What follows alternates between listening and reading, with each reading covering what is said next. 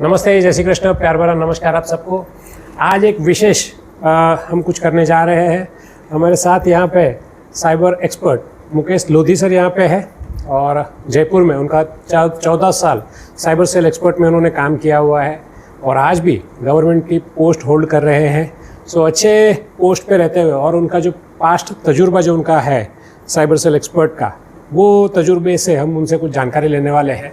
सो मैंने सोचा कि क्यों ना सभी परिवार वालों को, एचडीपी परिवार वालों को कुछ जानकारी दी जाए।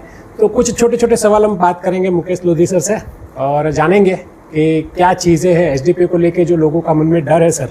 सो हम चाहते हैं कि कहीं ना कहीं वो डर निकले थोड़ा सा, क्योंकि शुरुआती दिनों में ही थोड़ी सी मुश्किलें आती हैं। मतलब लोगों को थोड़ा सा डाउट रहता है, ऐसा कहेंगे, मुश्किलें तो नहीं लेकिन तो लोगों को थोड़ा सा मन में शक रहता है, डाउट रहता है, क्योंकि लोग भी गलत नहीं है सर, क्योंकि काफ़ी सारे स्कैम्स भी हुए हैं। हम लोगों को भी गलत नहीं कह सकते जी। लेकिन फिर भी हर अनुभव सेम नहीं होता है। जैसे 5 उंगलियां हमारी सेम नहीं होती है, वैसे हर अनुभव भी सेम नहीं होता है। तो चलिए सर से थोड़ा सा बातचीत करते हैं, जानते हैं इस वॉलेट के फीचर्स के बारे में और एचडीपी क्या है। थोड़ा सा टेक्निकली हम आज बात करेंगे, बाकी सारे चीज़ें तो आपको पता ही है। आज हम टेक्निकल चीज़ों पे ही थोड़ी सी बातें करेंगे और छोटा सा वीडियो बनाएंगे। तो सर सबसे पहले दर्शकों की तरफ से मैं जो जूम प्रेजेंटेशन करता हूँ तो लोगों के कई मुझे जो सवाल आते हैं उसमें से एक सवाल अहम आता है वॉलेट की सिक्योरिटी को लेकर जी, कि जैसे क्रिप्टो वाले हो गए या कोई और हो गए या वेबसाइट वाले हो गए, तो वॉलेट जो बने और वॉलेट आए चले गए, बंद हो गए, तो इस वॉलेट को लेके भी नाम जो सेम आता है वॉलेट, तो लोगों को थोड़ा सा मन में ये आता है कि ये वॉलेट भी बंद हो गया है। तो जी, तो सर उसके ऊपर थोड़ा सा रोशनी डालें कि ये वॉलेट बंद हो सकता है या नहीं हो सकता है। जी देखो सर, लोगों के मन में बिल्कुल ऑब्वियसली बात है कि डर रहता है जी, लेकिन लोगों को नहीं पता होता है कि किस तरह के वॉलेट होते हैं, वॉलेट में क्या पोटेंशियल होता है, क्या वो वैसा ही वॉलेट यूज़ वो कर रहे हैं कि कभी भी बंद हो सकता है। तो सबसे पहले ये जानना बहुत ज़रूरी है कि आप किस टाइप का, किस लेवल का आप वॉलेट यूज़ कर रहे हैं। बराबर। तो जो भी ये वॉलेट यूज़ कर रहे हैं हम एचडीपी के अंदर, मेरी रिसर्च के अनुसार मैंने किया है इसको, इस पर रिसर्च किया, तो ये एक वॉलेट आम वॉलेट नहीं है सर ये। अच्छा। हाँ, ये एक बहुत स्पेशल और बहुत सिक्योर सेफ वॉलेट है। अच्छा। हाँ, इस वॉलेट को लेने के लिए काफ़ी टर्म एंड कंडीशन होती है। सबसे पहले तो काफ़ी टर्म एंड कंडीशन आपको, ये ऐसा नहीं है कि एप्लीकेशन किसी को $100 दिए और आ गए, ऐसा नहीं है। नहीं। अच्छा। हाँ, ऐसा नहीं है। ओके। इसको लेने के लिए काफ़ी टर्म एंड कंडीशन होती है, कई सारे आपके डॉक्यूमेंटेशन होते हैं, आपका बैकग्राउंड होता है, तब जाके इस तरह के वॉलेट अपन को मिलते हैं। बहुत बढ़िया। जैसे पेटीएम एक शुरुआती दौर में एक वॉलेट था, है ना, इंडिया में तो पेटीएम को ही जानते हैं। बिल्कुल बिल्कुल। वैसे उससे भी बड़ा अगर वो हम बात करें, भी बहुत सारे वॉलेट हैं, जैसे मोबीक्विक वगैरह, रोजर पे वगैरह, ये भी एक अपने आप में वॉलेट है। बराबर। और जो हमारा वॉलेट है सर, वो एक हाई लेवल सिक्योर वॉलेट है। जैसे मैं बताता हूँ लोगों को कि दुनिया के अंदर बहुत सारे वॉलेट हैं वैसे, लेकिन अगर हम एक नज़र से देखें, आईएनआर के रूप में देखें, तो एस्क्रो, साइफर और एक पीपीआई, मतलब प्लेन टेक्स्ट साइफर वॉलेट, ये वॉलेट होते हैं। जैसे अपने पेटीएम की बात करें तो उसने एक वॉलेट यूज़ किया है, साइफर। अच्छा। हाँ, वॉलेट का जो सर्विस प्रोवाइडर है, मैं अगर बात करूं तो एक रोजर पे, पूरे वर्ल्ड वाइड। हाँ, रोजर पे ही वॉलेट प्रोवाइड करता है, जैसे एस्क्रो वॉलेट। अच्छा। स्पेशल पूरे वर्ल्ड के अंदर। लेकिन अब उस रोजर पे को जैसे इंडिया के अंदर किसी को चाहिए तो सबसे पहले इंडिया के आरबीआई से उसको परमिशन लेना।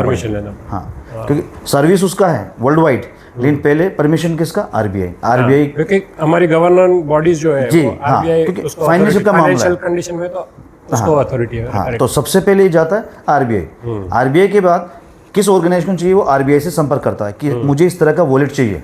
ओके। तो आरबीआई कितना टर्म एंड कंडीशन के सामने रखता है कि इस वॉलेट में रखने, क्योंकि सभी यूजर पैसा रखेंगे यहाँ पे। बराबर। तो आरबीआई का पूरा जिम्मेदारी होता है। तो आरबीआई का यहाँ पे आपका संरक्षक। अच्छा। हाँ, इस वॉलेट का संरक्षक आरबीआई है जी। पेटीएम वॉलेट, हम पेटीएम की बात करें, बैन हुआ, आरबीआई ने बैन किया, क्योंकि वही देने वाला है, वही बैन करने वाला है। लेकिन किसी भी सिंगल यूजर को उसने लॉस नहीं होने दिया। उसने अपनी गाइडलाइन निकाली कि आपको 6 मंथ का टाइम है, आप अपना पैसा यहाँ से रिलीज कर लीजिए या आप पे कर दीजिए, यूज कर लिए, इसलिए किसी को भी सिंगल पर्सन को लॉस नहीं हुआ। बस उसी तरह से जो एचडीपी वॉलेट यूज कर रहा है वो एक सेफेस्ट, एक एस्क्रो वॉलेट है। अच्छा। जो अपने आप में सबसे सिक्योर एंड सेफेस्ट वॉलेट है। अरे वाह। तो आप अपना माइंड सेट कीजिए कि ये भी एक हमारा एक तरह से बोल सकते हैं हम सेफ, हमारा तिजोरी है हमारी, जो आरबीआई हैंडल कर रहा है। अच्छा, हाँ बिल्कुल। सो मतलब ये एस्क्रो वॉलेट क्या होता है एग्जैक्टली, थोड़ा सा जानकारी के लिए बताएंगे? वैसे तो ये अगर हम बात करें इंडस्ट्री में तो बाई और सेल का काम करता है ये, बराबर। कि एस्क्रो वॉलेट होने का मतलब है किसी भी तरह से फ्रॉड ना हो यूजर के साथ, ओके, है ना। अपन कोई प्रोडक्ट खरीदते हैं, बेचते हैं, दोनों साइड से क्या होता है ये इक्वली चेक किया जाता है। जब तक दोनों साइड का कंफर्मेशन नहीं हो जाता तब तक ये आदान प्रदान नहीं होता है, इसलिए यहाँ पे यूजर सेफ रहता है। अब मैं अपनी भाषा में बोलूँ कि हमने यहाँ पे पैसा रखा, ठीक है, जैसे आपका एस्क्रो अकाउंट में पैसा आया तो वो पैसा आपका जिसने वॉलेट लिया है, जैसे एसडीपी ने वॉलेट लिया है, एसडीपी का वॉलेट है, बराबर, लेकिन वो उस पैसे का बिल्कुल भी हकदार नहीं है। अच्छा, उसको टच भी नहीं कर सकता है, मतलब वो कंपनी चाहे तो भी उसको यूज नहीं कर सकती, तो भी यूज नहीं कर सकती है, तो भी इसको यूज नहीं कर सकती। अच्छा, आरबीआई भी इसको अपने उसके अंदर नहीं ले सकता है। अच्छा, आरबीआई का संरक्षक, ओके, कि आपने ये वॉलेट लिया है, वॉलेट में जैसे ही पैसा, कस्टोडियन है, वो कस्टडी, आरबीआई कस्टडी, इसलिए वो पैसा वहाँ पे सेफ है। अच्छा, बहुत बढ़िया। मतलब तो फिर निकाल कौन सकते हैं पैसे पे, मतलब ये वॉलेट पे किसका अधिकार है? इस वॉलेट पे जिसका इस वॉलेट के साथ केवाईसी होता है। अच्छा, केवाईसी मैंडेटरी, हाँ, केवाईसी मैंडेटरी है, केवाईसी होगा, क्योंकि अगर कभी फ्यूचर में कुछ होता है ऊंच नीच वॉलेट के साथ, तो वो अपना क्लेम कर सकता है। जिसका केवाईसी है, हाँ, जिसका केवाईसी वो क्लेम करेगा और 100% उसका पैसा आरबीआई के माध्यम मिलेगा। क्या बात, हाँ, बहुत बढ़िया, ये चीज़ है। ये तो बहुत ज़बरदस्त चीज़ है। अभी आप लोगों को भी थोड़ा सा नॉलेज बढ़ा होगा, समझ में आया होगा कि एस्क्रो वॉलेट क्या होता है। ये जो वॉलेट है, ये अदर जो वॉलेट आपने अभी तक देखे हैं, मतलब वॉलेट यानी जो क्रिप्टो कैप बोल रहे हो या फिर कोई अदर वॉलेट जो वेबसाइट पे चलते हैं, ऐसे वॉलेट बोल रहे हो, तो उससे काफ़ी डिफरेंट है। कई लोग का मतलब सर एक कॉन्सेप्शन, मतलब मिसकंसेप्शन रहता है लोगों का कि एक रिचार्ज की, मतलब रिचार्ज का सिस्टम आ गया है और या फिर एक दूसरा कोई वॉलेट आ गया है। तो मैं आप लोगों को इस माध्यम से ये जानकारी देना चाहूँगा कि ये ऐसा नहीं है। ये कोई रिचार्ज वाला सिस्टम नहीं है। यस, रिचार्ज होता है इसमें, बट ये रिचार्ज वाला सिस्टम नहीं है। काफ़ी लोगों का ऐसे सिस्टम मतलब पहले देखे हैं कि भाई रिचार्ज का सिस्टम है, और ऐसा नहीं है ये।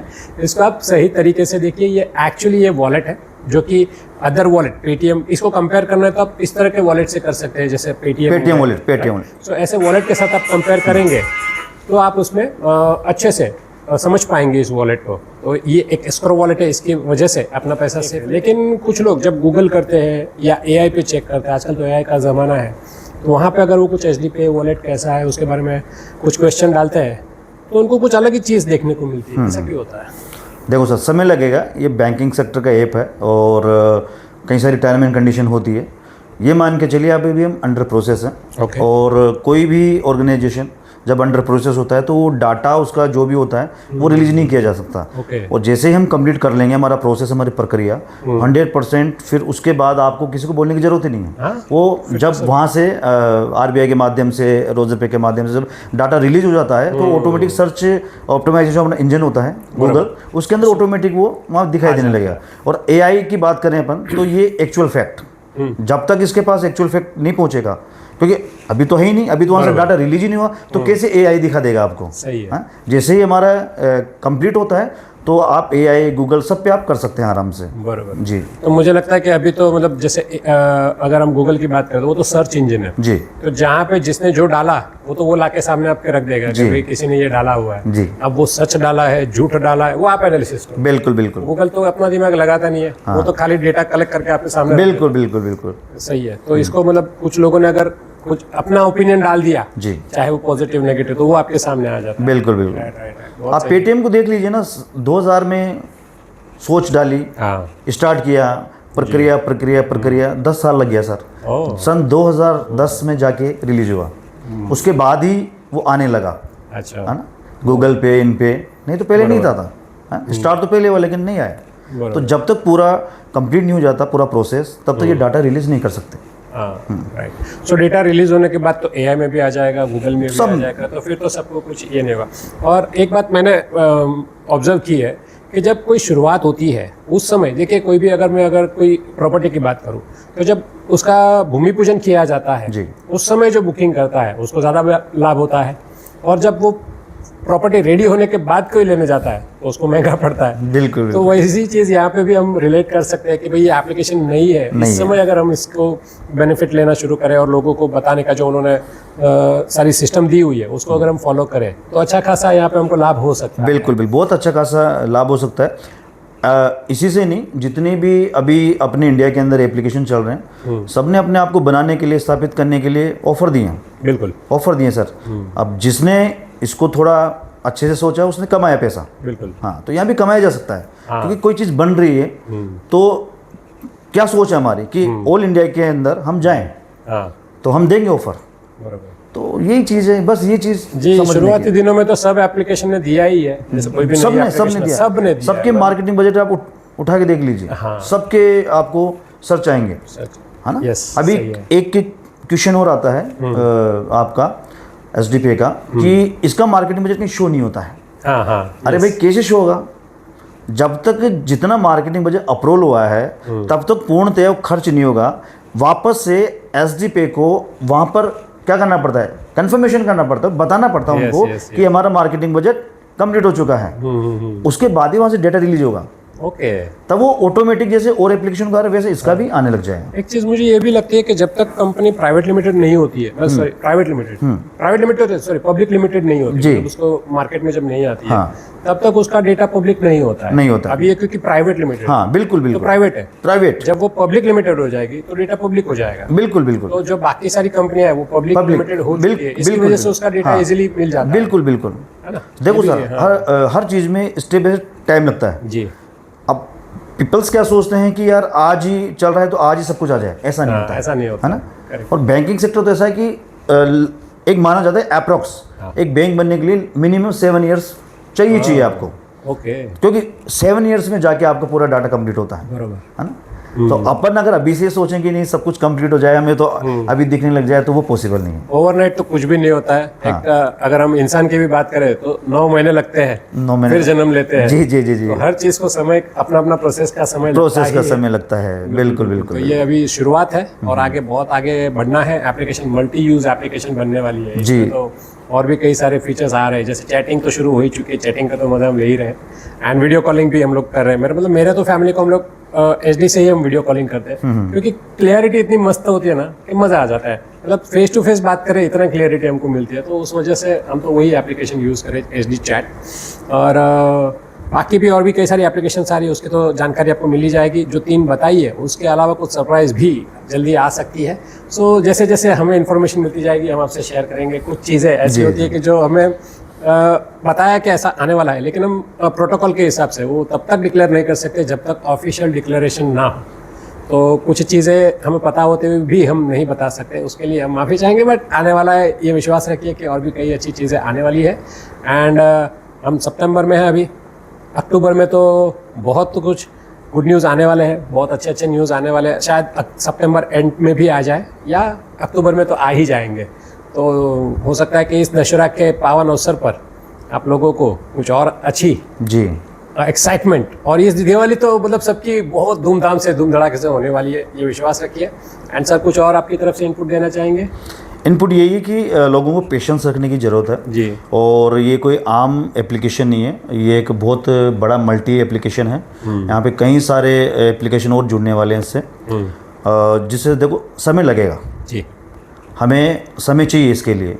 हम चाहें कि एक दिन में हो जाए ऐसा नहीं होता, पॉसिबल नहीं है।